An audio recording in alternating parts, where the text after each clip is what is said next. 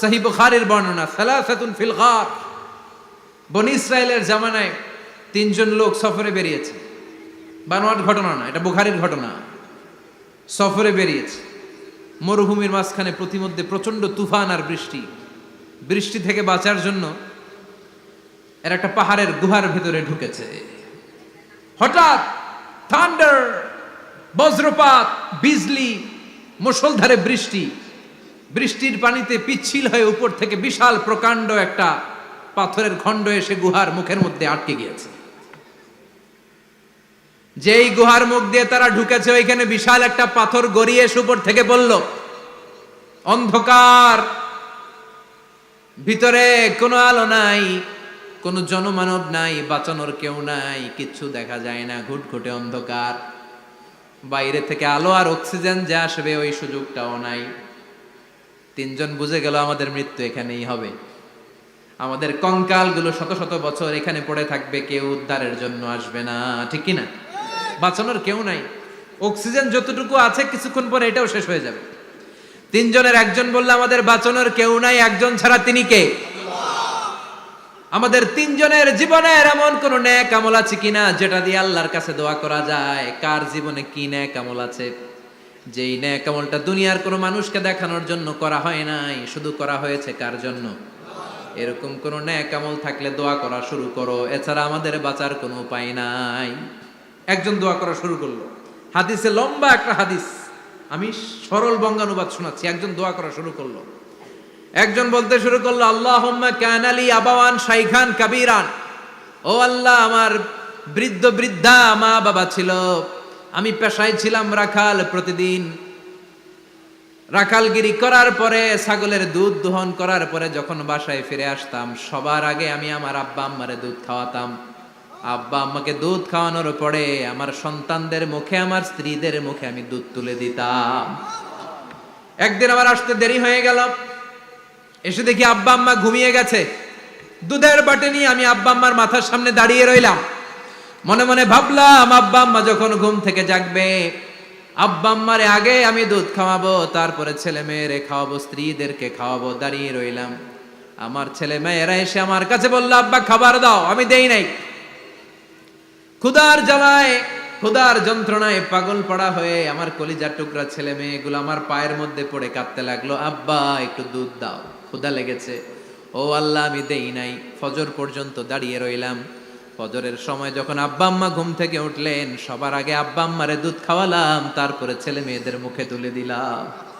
ও আল্লাহ, ও আল্লাহ, ওই দিনে সারা রাতটা আমি দাঁড়িয়ে আব্বা আম্মার জন্য যে দাঁড়িয়েছিলাম, দুনিয়ার কাউরে দেখানোর জন্য নয়, শুধু তোমারে খুশি করার জন্য। ওই রাতের ইবাদতটা যদি তোমার কাছে পছন্দ হয়, ফাফাররিজ আন্না মা নাহনু ফি, আজকে যেই বিপদে আমরা আছি, বিপদ থেকে তুমি বাঁচাও। বলার সাথে সাথে 1/3, 1/3 পাথরটা ডান দিকে সরে। সুবহানাল্লাহ পড়বেন না? এবার বাইরে থেকে আলো আসতে শুরু করেছে, অক্সিজেন ঢুকতে শুরু করেছে, তাদের মনের মধ্যে স্বস্তি ফিরে এসেছে। এবার দ্বিতীয় জন দোয়া শুরু করলো, আল্লাহ, আমার এক চাচাতো বোন ছিল, এত সুন্দরী, আমার জীবনে এত সুন্দরী নারী আমি দেখি নাই, এত সুন্দরী নারী। ওয়া কুনতু উহিব্বুহু বিআশাদ্দি মা ইউহিব্বুর রিজাল আন নিসা। একজন পুরুষ একজন নারীকে যত ভালোবাসতে পারে, আমি ঠিক ততটা ভালোবাসতাম আমার এই সুন্দরী কাজিনকে, চাচাতো বোনকে। কিন্তু আমার মনের কথা আমার চাচাতো বোনরা আমি বুঝাতে পারি নাই। একদিন লজ্জা শরমের মাথা খেয়ে চাচাতো বোনরা আমি বললাম, তোরে আমি বড্ড ভালোবাসি, একান্তে আমি তোরে চাই। চাচাতো বোন বলল, এত এত স্বর্ণ মুদ্রা যেদিন জমাতে পারবা ওই দিন আমারে পাবা। এবার আমি স্বর্ণ মুদ্রা জমাতে লাগলাম। জমাতে জমাতে জমাতে জমাতে বছর শেষে স্বর্ণ মুদ্রার থলে নিয়ে চাচাতো বোনের হাতে দিলাম। চাচাতো বোন আমার অপকর্মে রাজি হয়ে গেল।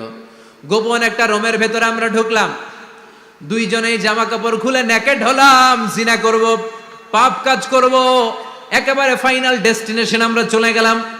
পাপ কাজ যখন আমরা শুরু করব, ইন দা মিন টাইম আমার চাচাতো বোন আমার ডেকে বলে, ও আমার চাচাতো ভাই, ইত্তাকিল্লাহ, ইত্তাকিল্লাহ, আল্লাহরে ভয় কর, আমার সতীত্ব নষ্ট করে দিস না। আল্লাহ ওই মুহূর্ত থেকে ফিরে আসা কোনো পুরুষের পক্ষে সম্ভব ছিল না। ইত্তাকিল্লাহ, এই বাক্যটা শুনে, তোমার আওয়াজ শুনে আমার কলিজার মধ্যে কাঁপুনি ছুটে গিয়েছে। তোমার নাম শুনে আমি আর ধৈর্য ধারণ করতে পারি নাই। চিৎকার মেরে জামা পেড়ে ওই ঘর থেকে বের হয়ে গেলাম। ও আল্লাহ, শুধুমাত্র কেবলমাত্র একমাত্র তোমার ভয়ে ওই দিন আমি আমার চাচাতো বোনের সাথে পাপ কাজে লিপ্ত হই নাই। আল্লাহ রে, ওই দিনের আমলটা যদি তোমার দরবারে কবুল হয়ে থাকে, আজকের বিপদের দিনে তুমি আমাদের বাঁচাও। বলা মাত্রই এই দোয়া আল্লাহর কাছে এত কবুল হয়েছে, কারণ আল্লাহর ভয় এটা পৃথিবীর সবচেয়ে বড় ইবাদত। চিল্লায় বলেন ঠিক কিনা? যাদের হৃদয়ে আছে আল্লাহর ভয়, তারা কভু পথ ভুলে যায় না। আল্লাহর প্রেম ছাড়া এই দুনিয়ায় কারো কাছে কোনো কিছু চায় না। ঠিক কিনা? আল্লাহর ভয় আল্লাহর কাছে সবচেয়ে বড় প্রিয় ইবাদত। আল্লাহর কাছে দোয়াটা এত পছন্দনীয় হয়েছে, মুহূর্তের মধ্যে 2/3 পাথরটা গুহার মুখ থেকে ডান দিকে সরে যায়। 2/3 পাথর এখন সরে গিয়েছে। এবার তারা বেরোতে চেষ্টা করলো, দেখা যায় হাত বেরোয়, কারো পা বেরোয়, মাথা বেরোয়, কিন্তু পুরো বডিটা নিয়ে বেরোয়া যায় না। বাকি আছে কয়জন? কথা কন। এবার 3 নাম্বার লোক দোয়া করতে শুরু করেছে, আল্লাহ ইন্নী ইস্তাজারতু উজারা ফাদাফাতু সামানাহুম। আল্লাহ, আমি অনেকগুলো শ্রমিক ভাড়া করেছিলাম, তাদেরকে দিয়ে কাজ করিয়ে তাদের ঘাম শুকিয়ে যাওয়ার আগে প্রত্যেকটা শ্রমিকের পারিশ্রমিক আমি দিয়ে দিয়েছি। সবগুলো শ্রমিক আমার কাছ থেকে পারিশ্রমিক বুঝে নিয়েছে, একজন ছাড়া। একজন না নিয়ে চলে গেছে। তার টাকা তারে আমি বুঝাই দিতে পারি নাই। তার রেখে যাওয়া টাকা দিয়ে আমি কয়েকটা ছাগল কিনলাম। ওই ছাগল পালতে পালতে বাচ্চা দিল, আরো বাচ্চা দিল, দিতে দিতে বিশাল ছাগলের ডেইরি ফার্ম বানালাম। 1 যুগ পরে ওই শ্রমিক এসে বলে, হে আমার মালিক, 12 বছর আগে তোমার কাছে কাজ করেছিলাম, টাকা কিন্তু নেই নাই, টাকা দাও। আমি বললাম, ওই যে বিশাল ছাগলের বড় একটা ডেইরি ফার্ম দেখা যায়, পুরো ডেইরি ফার্ম তোমার, ডেইরি ফার্মটা তুমি নিয়ে যাও। শ্রমিক আমারে বলতে লাগলো, তাস্তাজিউ মিন্নি, আমার সাথে ঠাট্টা করো নাকি? একদিনের পারিশ্রমিক দিয়ে ডেইরি ফার্ম হয় নাকি? যতটুকু টাকা তোমার কাছে আমি 12 বছর আগে পেতাম, ততটুকু দিলেই চলবে। তারে আমি বুঝিয়ে বললাম, তোর টাকা দিয়ে ছাগল কিনেছি, ছাগলের ব্যবসা করে ডেইরি ফার্ম বানিয়েছি, একটার পর একটা ছাগল বাচ্চা দিতে দিতে আজকে হাজার হাজার ছাগলের এই ডেইরি ফার্ম, পুরো ডেইরি ফার্মটা আমি তোরে দিয়ে দিলাম। বলা মাত্রই শ্রমিকটা ডেইরি ফার্ম নিয়ে চলে গেল। মাবুদের এই কঠিন বিপদের দিন সে শুধু দাবি করেছিল তার পারিশ্রমিক, তার পারিশ্রমিকের টাকা তার হাতে দিলে সে খুশিতে বাকবাকুম, কিন্তু তার বদলে পুরো ডেইরি ফার্মটা আমি তার হাতে তুলে দিয়েছি একমাত্র তোমার সন্তুষ্টির জন্য। ওই দিনের আমলটা যদি তোমার দরবারে একটুও ভালো লেগে থাকে রে মাওলা, আজকের কঠিন বিপদ থেকে বাঁচাও। বলতে দেরি মুহূর্তের মধ্যে বিশাল পাথর খণ্ডটা গুহার মুখ থেকে ডান দিকে সরে যাও। আল্লাহর শুকরিয়া করে 3 জন বের হয়ে যায়। সহিহ বুখারীর বর্ণনা। আপনার জীবনে এমন কোন নেক আমল যদি থাকে যেটা শুধু আল্লাহরা দেখানোর জন্য করছিলেন, আমরা আমল করব অবশ্যই দেখানোর জন্য, তবে মানুষকে নয়। কারা দেখানোর জন্য?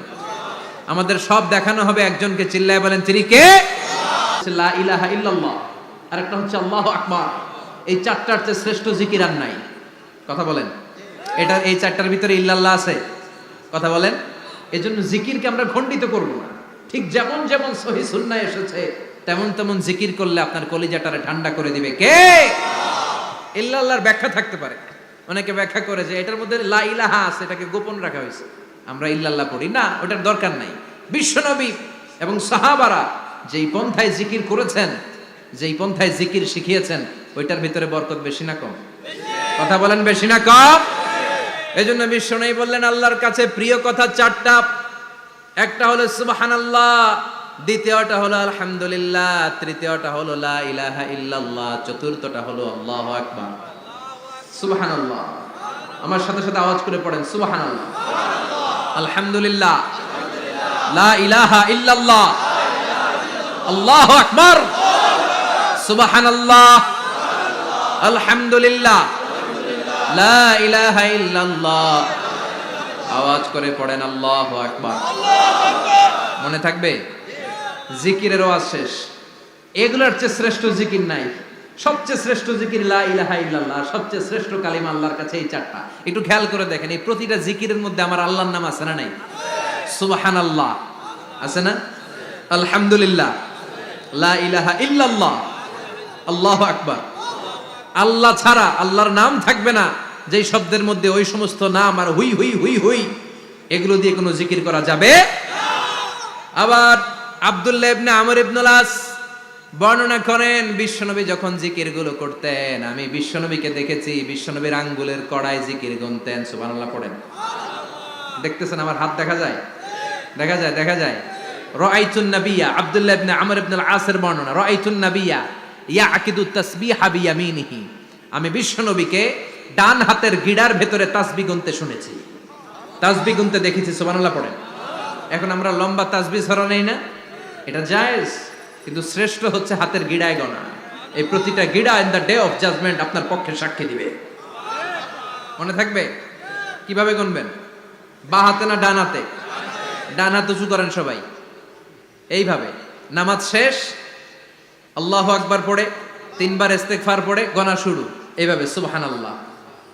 ঠিক আছে? এরপর আলহামদুলিল্লাহ, এরপর আল্লাহু আকবার। সবাই রাজি তো? সবাই রাজি? আল্লাহ তুমি কবুল করো। আরো জোরে পড়েন আমিন। তাহলে আমরা তাওবার পদ্ধতি জানলাম, কেন আমরা ইস্তেগফার পড়বো জানলাম, এরপরে জিকিরের খুঁটিনাটি জানলাম। এবার কেমন করে আল্লাহর কাছে দোয়া করবো এটাও জানার দরকার আছে না নাই? বিশ্বনবী বললেন আর দোয়া মুখুল ইবাদা, দোয়া হলো ইবাদতের নির্যাস। যে দোয়া করে না সে কিছুই করে না।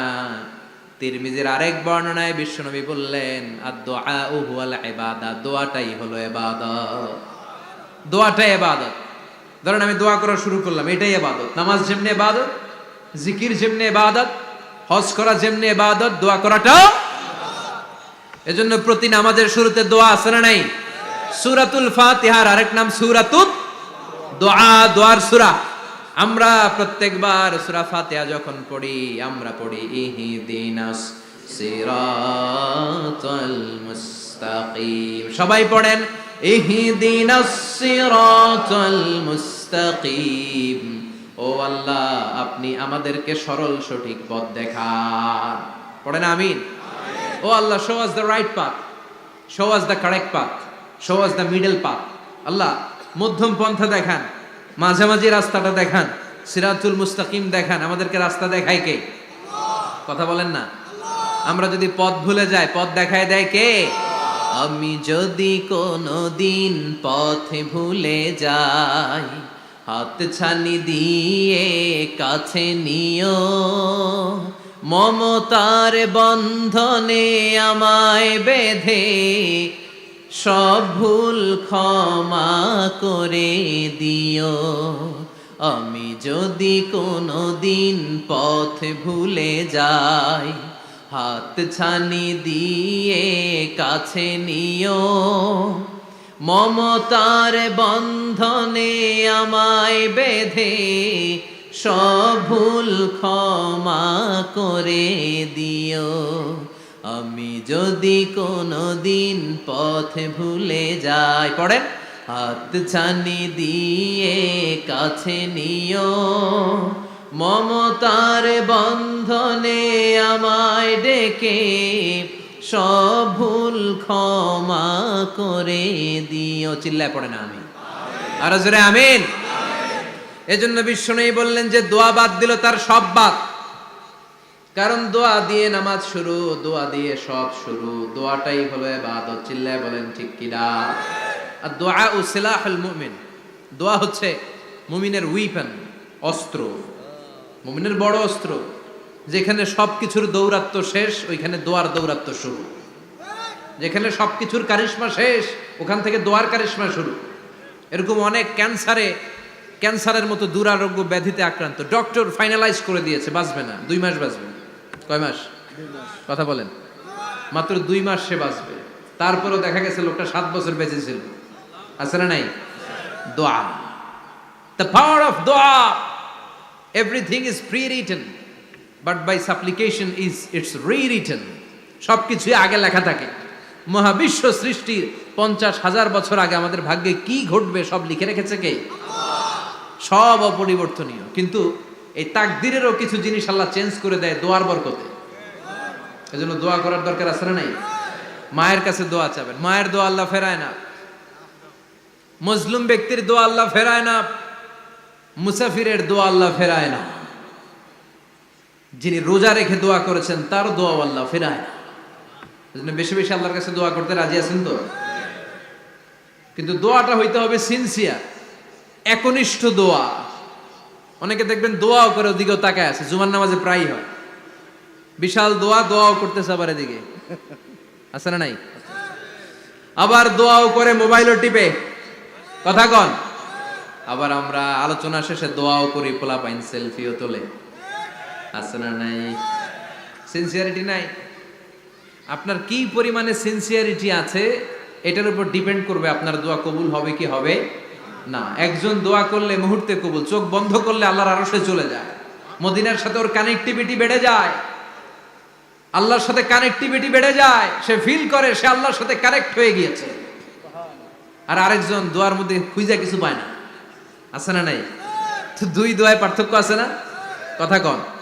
এজন্য সম্মানিত ভাইরা, দোয়াই যখন করবেন সিনসিয়ারলি করবেন, কানেক্টিভিটিটাকে স্ট্রং করার চেষ্টা করবেন। সিনসিয়ার দোয়া is like a missile. Missile নাম শুনছেন? হামলা করে না, মিসাইল হামলা করেছে ইসরায়েল, শোনেন নাই? মারলে একেবারে ধ্বংস করে যায় সব। এই মিসাইল হামলা, ড্রোন হামলা, এগুলো লক্ষ্য বস্তু ভেদ করে ভয়ঙ্কর ভাবে, ইঞ্চি ইঞ্চি, মাইক্রো ইঞ্চি মেপে মেপে এমন ভাবে এই বোমাটা মারবে, ঠিক জায়গা মতো এটা ফিট হয়ে যাবে। তেমনি দোয়ার মতো আপনি যদি দোয়া করতে জানেন, একনিষ্ঠতার সাথে সিনসিয়ারিটি সাথে যদি দোয়াটা করে ফেলতে জানেন, এই দোয়া মুহূর্তে আল্লাহর আরশে যেয়ে নক করবে। সুবহানাল্লাহ পড়েন। আর মুমিনের দোয়া কখনো ফেরত যায় না, দোয়া করলেই মুমিনের দোয়া কবুল করে নেয় কে? আপনি জীবনে যত দোয়া করছেন সব কবুল। All of your supplications are accepted. Whatever you have supplicated to your Lord, যাই চেয়েছেন সব কবুল। অনেকে বলে হুজুর এটা একটা কথা কইলেন, সব দোয়া বুঝি কবুল? কত দোয়া করলাম, জীবনে কত কিছু চাইছি, কই কিছুই তো দেয় নাই, এরকম আছে না নাই? অনেকে বলে হুজুর কত চাইলাম আল্লাহ আমার দিল না। 5টা আল্লাহ মেয়ে দিয়েছে, একটা ছেলের জন্য কাবাঘর ধরেও দোয়া করে আসছি, হাজরে আসওয়াদ ধরে দোয়া করে আসছি, মুলতাজামে দোয়া করে আসছি, আরাফাতের ময়দানে দোয়া করছি, কই আল্লাহ দিল না। আর আপনি ওয়াজে কোন যত দোয়া করছেন সব কবুল করে নিছে কে? কন্ট্রাডিক্ট হয়ে গেল না? আমি বললাম সব দোয়া কবুল, আর আপনারা কইতেছেন কই কত কিছু তো পাই নাই। আল্লাহর দোয়া কবুল করার 3টা পদ্ধতি আছে। কয়টা? আপনাদের জিমানি আসছে? কথা শুনতেছেন তো? 3টা পদ্ধতিতে তিনি দোয়া কবুল করেন। চিল্লায় বলেন কয়টা? আপনি দোয়া করা মাত্রই আল্লাহ দোয়াটা অ্যাকসেপ্ট করে নেয়। আল্লাহ বলে accepted, rejected he never shed your সাপ্লিকেশন is rejected. তোমার দোয়া রিজেক্ট করে দিলাম, এটা আল্লাহ কখনো বলে? সুবহানাল্লাহ পড়বেন না? দোয়া করা মাত্রই কবুল করে কে? তবে 3টা পদ্ধতিতে করে। চিল্লায় বলেন তো কয়টা? যখনই যা চাইবেন আল্লাহ বলে দেব দেব দেব, দেব না কখনো বলে না। 3 পদ্ধতিতে কবুল হয়। পদ্ধতি নাম্বার 1, কোন বিষয় আল্লাহর কাছে চাইলেন, দোয়া করলেন, আল্লাহ বলে দেব দেব বলেই তিনি দিয়ে দেয়, ফলে আপনি পেয়ে যান, আপনি খুশি। সুবহানাল্লাহ পড়েন। পদ্ধতি নাম্বার 2, আপনি আল্লাহর কাছে কিছু চাইলেন, আল্লাহ তখনও বলে বান্দা তোরে দেব, রিজেক্ট করে দিলাম এটা বলে না, দেব তবে এখন না, লেটার অন, একটু দেরি করে, পরে দেব, কখন দিলে আমার জন্য ভালো, আমার চেয়েও ভালো জানে কে? তাইলে মাঝে মাঝে সাথে সাথে দেয়, মাঝে মাঝে দেরি করে দেয়। পদ্ধতি নাম্বার 3, আল্লাহর কাছে দোয়া করলেন, আল্লাহর কাছে কায় মনোবাক্যে চাইলেন, তখনও আল্লাহ বলে বান্দা আমি দেব, তুই নিরাশ হইস না, তবে এখন দেব না, দেরি যেদিন বিপদে পড়ে যাবি ওই দিন দেব। যেদিন পিতা সন্তানরে চিনে না, সন্তান পিতারে চিনবে না, পীর সাহেব মুরিদরে চিনবে না, মুরিদ পীর সাহেবরে চিনবে না, মুসল্লি ইমাম সাহেব চিনবে না, ইমাম মুসল্লি চিনবে না, নেতা কর্মী চিনবে না, কর্মী নেতারে চিনবে না। চিল্লা এখন ঠিক কিনা? কেউ কাউরে চিনবে না, কেউ কাউর কোনো উপকারে আসতে পারবে না। ওই কঠিন দিনে তোরে আমি দেব রে গোলাম। তাহলে এই যে এতগুলা দোয়া ছোটবেলা থেকে আনটিল টুনাইট, এর রাত পর্যন্ত যে দোয়াগুলো আল্লাহর কাছে করছেন, লস হয়েছে? চিল্লায় বলেন লস হয়েছে না লাভ? লস না লাভ? আল্লাহ বলে গোলাম চা বেশি বেশি দোয়া কর, উজিবু দাওয়াতাদ দাঈ ইযা দাআন। আমার বান্দা আমার কাছে চাইতে দেরি হয়ে যায়, দোয়া কবুল করতে দেরি হয়, এজন্য বারবার চাইতে হবে। না দিলেও চাও, না দিলেও হয় একটু পরে দিবে, দেরি করে দিবে, যখন আমার জন্য উপকার হবে, ভালো হবে তখন দিবে। তা না হলে কিয়ামতের ময়দানে দিবে। চিল্লায় বলেন ঠিক কিনা? বেশি বেশি দোয়া করবেন, সবার জন্য করবেন, নিজের জন্য করবেন, ফ্যামিলি মেম্বারসদের জন্য করবেন, শুভাকাঙ্ক্ষীদের জন্য করবেন, শত্রুদের জন্য বেশি করবেন, হেটার্স যারা আছে ওদের জন্য বেশি দোয়া। আল্লাহ যেন এগুলোর হেদায়েত দেয়। ইসলাম বিরোধী যারা এদের জন্য দোয়া, হিন্দু বন্ধু থাকলে এদের জন্য দোয়া, হেদায়েতের দোয়া। ঠিক কিনা? সবাই সবার জন্য দোয়া করেন। অনেকে কয় হুজুর আমি আরেকজনের জন্য করবো কেন, হ্যাটটা হ্যাঁ করবো, আমার দোয়া আমি করুম, আছে না নাই? না, আপনি তার জন্য করবেন। আপনি যদি আপনার ভাইয়ের জন্য দোয়া করেন, ফেরেশতারা বলে ওয়ালাকা বিমিসলিন, মানে আল্লাহ সে তার ভাইয়ের জন্য যে দোয়া করলো এই দোয়াটা আগে তার জন্য তুমি কবুল করে নাও।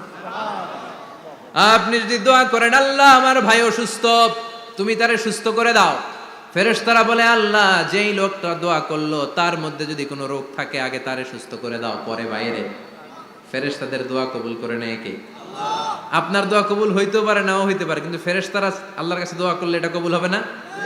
আপনি যদি দোয়া করেন আল্লাহ আমার ভাইয়ের আর্থিক অবস্থা খুব খারাপ, তারে ধনী বানিয়ে দাও, ফেরেশতারা বলে ওয়ালাকা বিমিসলিন, ও আল্লাহ এই দোয়াকারী তার ভাইয়ের জন্য যেই দোয়াটা করেছে আগে তার জন্য দোয়াটা কবুল করে নাও।